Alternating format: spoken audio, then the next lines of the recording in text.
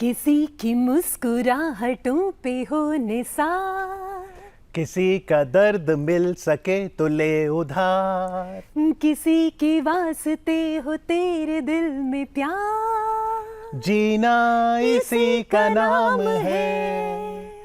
मुकेश जी ने ये गाना सिर्फ गाया ही नहीं है बल्कि जिया भी है। बिल्कुल। मुकेश जी एक ऐसी आवाज़ जिनका जन्म आज से लगभग 100 साल पहले 22 जुलाई 1923 में हुआ था।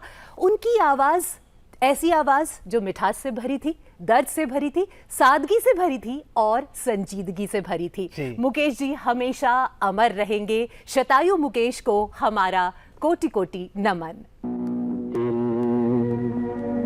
जलता है तो जलने दे। कईयों को लगता होगा कि ये बेहद मशहूर गीत अपने समय के दिग्गज कलाकार के.एल. सहगल ने गाया है। यहाँ तक कि ये भी कहा जाता है कि जब सहगल साहब ने ये गाना सुना तो वो सोचने लगे कि उन्होंने ये गीत कब गाया। ये कमाल किया था मुकेश साहब ने। मुकेश, जिनका पूरा नाम मुकेश चंद्र माथुर था, जिनका जन्म 22 जुलाई 1923 को दिल्ली में हुआ। कहा जाता है कि इनकी बहन की शादी के पारिवारिक समारोह में इनके दूर के एक रिश्तेदार ने इनको गाते हुए सुना। एक दिन बिक जाएगा माटी के मोल, जग में रह जाएंगे प्यारे तेरे बोल। वो इनकी आवाज से इतने प्रभावित हुए कि उन्होंने मुकेश को बंबई आने को कहा। ये रिश्तेदार कोई और नहीं, उस समय की फिल्मी दुनिया के नामी गिरामी सितारे थे मोतीलाल जी। हालांकि थोड़े समय के लिए इन्होंने डिपार्टमेंट ऑफ पब्लिक वर्क्स में भी काम किया, पर अंततः वह बंबई नगरी की ओर प्रस्थान किए। फिल्मों में शुरुआत अभिनय से हुई पर ज्यादा सफलता नहीं मिली। बतौर गायक अपनी एक अलग गायन शैली की पहचान बनाने में संगीतकार नौशाद ने इनकी बहुत मदद की और समय आया जब अनिल विश्वास, शंकर जयकिशन और सलील चौधरी जैसे संगीतकारों के निर्देशन में इन्होंने कुछ बेहतरीन गीत गाए जो जनता ने काफी पसंद किए। अभी रूप का एक सागर हो तुम, कमल जितने चाहोगी खिल जाएंगे। आंसू भरी है।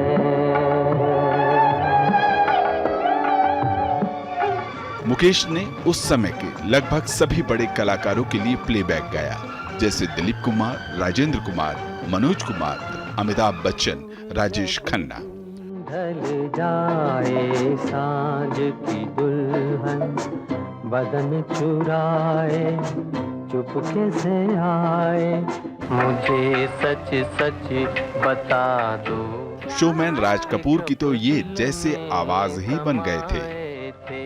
मैं तो सिर्फ एक जिस्म हूँ, हार मार का पुतला हूँ।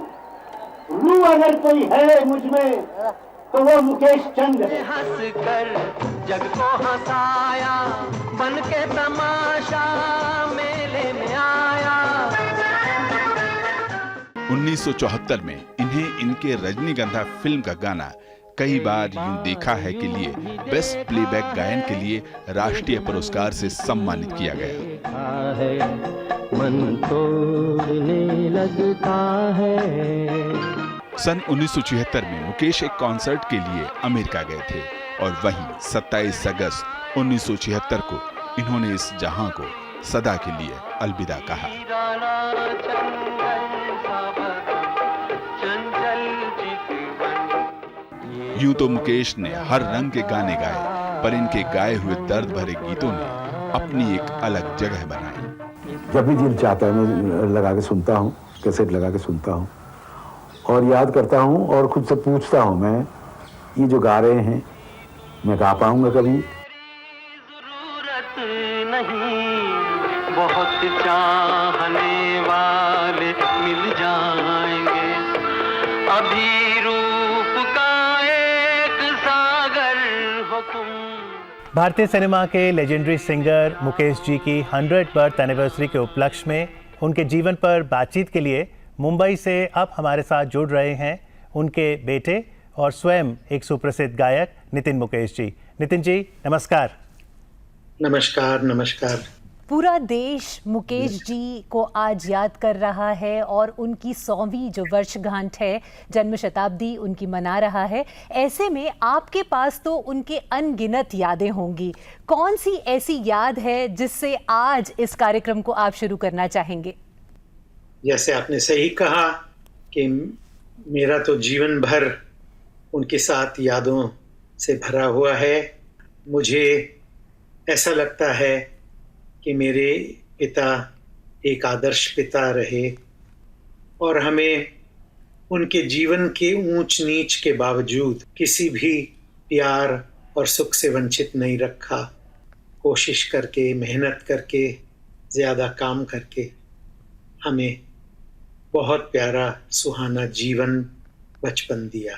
जी नितिन जी, ये तो आपके बचपन की बात रही, लेकिन मुकेश जी की बचपन की अगर बात करें तो घर में किसने और कब पहचाना कि उनके अंदर गाने की प्रतिभा छिपी है? मुकेश जी 16 साल की उम्र में पता ही नहीं था कि जीवन में क्या करेंगे। मैट्रिकुलेट भी नहीं थे तब तक। सिर्फ एक चीज़ उनके दिलो दिमाग में थी, वो ये था कुंदनलाल सहगल साहब का गाना गाना है और गाते रहना है। उनकी एक बहन मेरी बुआ की शादी में मोतीलाल जी आए। मोतीलाल जी ने उन्हें देखा और वहाँ पे उनके भाइयों ने, बहनों ने ये कहा कि अरे बारात में इतनी बड़ी हस्ती आई है, मुकेश तुम आगे बढ़ के उन्हें कुछ गीत सुनाओ। शर्माते हुए पापा ने उनको गीत सुनाया सहगल साहब का और यकीन जानिए कि वहाँ से ही उनके जीवन में परिवर्तन आया। मोतीलाल जी ने सबसे पहले पापा के इस कला को, इस वरदान को पहचाना, मगर उनके भाइयों ने, मेरे बड़े ताऊ जी ने और सब ने मिलकर दादाजी और दादी जी से निवेदन किया कि इन्हें जाने दो, सपना पूरा करने दो। 16वें साल पे, 17वें साल पे मोतीलाल जी उन्हें बॉम्बे ले आए। बॉम्बे लाकर उन्हें एक बात कही कि मैं तुम्हें घर में रहने की इजाज़त दूंगा, तुम्हें खाना दूंगा, कपड़ा दूंगा और सबसे पहले, सबसे ज़्यादा तुम्हारे लिए गुरुजी जिनसे तुम संगीत की शिक्षा पा सको, उनको हाथ जोड़ के कहूँगा कि तुम्हें शिक्षा दे। पंडित जगन्नाथ प्रसाद जी ने पापा को संगीत में शिक्षा दी। मोतीलाल जी ने कहा ये सब कुछ दूंगा, मगर कभी भी मुझसे पैसे ना मांगना। पैसे कमाने हो बाहर जाके मेहनत करना। नितिन जी, फिर मुंबई में उनको पहला अवसर कैसे मिला और उन दिनों पैसा गाने के कितने पैसे मिलते थे? वो तो मुझे नहीं मालूम मिलते भी थे या नहीं। उन्हें अनिल विश्वास जी ने सुना और पसंद किया फिल्म पहली नजर के लिए। जलता है तो जलने दे। चला बिस्मिल को बिस्मिल और बना। लोगों का मानना है कि निर्दोष फिल्म में सबसे पहला गीत उन्होंने रिकॉर्ड किया। ये एक डिबेट का सवाल है, मगर पापा हमेशा मुझे कहा करते थे कि दिल जलता है तो जलने दे, उनका पहला गीत था। मुकेश जी, इस पहले गीत की अगर बात करें तो अभी कुछ ही देर पहले हमने अपने दर्शकों को भी बताया कि जब केएल सहगल जी ने इस गीत को सुना तो उन्हें एक बार को ऐसा लगा कि अरे ये गीत मैंने कब गाया था। मुकेश जी की अगर आवाज़ की बात करें, नितिन मुकेश जी, इतनी सादगी भरी आवाज़, ऐसा लगता है जैसे कि माँ सरस्वती की वीणा स्वयं गा रही हो, इतनी दिव्यता से भरी आवाज़ थी। तो क्या आपको लगता है कि वो सहज उनका व्यक्तित्व ही था जो उनकी आवाज में झलकता था, या इसके लिए कुछ खास रियाज मुकेश जी करते थे? नहीं नहीं, कोई रियाज नहीं, जैसे वो थे वो उनकी आवाज में छलकती थी। उनकी सादगी, उनकी दिव्यता जो आपने कही जी, बड़े ही आध्यात्मिक थे। मार्मिकता बहुत थी दिल में, कंपैशन जिसे कहते हैं अंग्रेजी में, वो था कि वो उनकी आवाज में सुनाई देता है। जी, और यूं तो मुकेश जी के बहुत से गाने हैं नितिन जी, लेकिन राज कपूर साहब पर जो गाने उनके फिल्माए गए तो ऐसा लगता था मुकेश जी गा रहे हैं और या राज कपूर जी गा रहे हैं।